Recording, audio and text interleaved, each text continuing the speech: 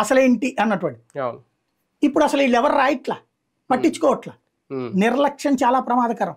అవును. తప్పు ఎవడు చేసినా మనవాడైనా సరే మేము పట్టుకున్నాం, శిక్షిస్తున్నాం అని చెప్పు. వైసీపీ టైంలో కూడా తప్పు వాళ్ళు చేసినప్పుడు అరెస్ట్ చేశారు. కానీ దాన్ని కూడా వీళ్ళు అది చిన్న కేసే, పెద్ద కేసు కాదంటూ చేసుకొచ్చారు. వీళ్ళైతే చాలా తెలివిగా అవాయిడ్ చేస్తున్నారు, అసలు ఆన్సరే చేయకుండా. కానీ అది చాలా ప్రమాదకరం. మొదట్లో బాగానే ఉంటది.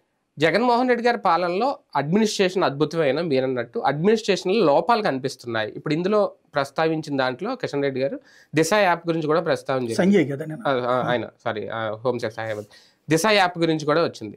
దిశ యాప్ వల్ల చాలా స్వేచ్ఛగా ఫిర్యాదులు చేసుకోగలిగారు. దానివల్ల చాలా ఈజీగా ట్రేస్ అవుట్ అయినాయి.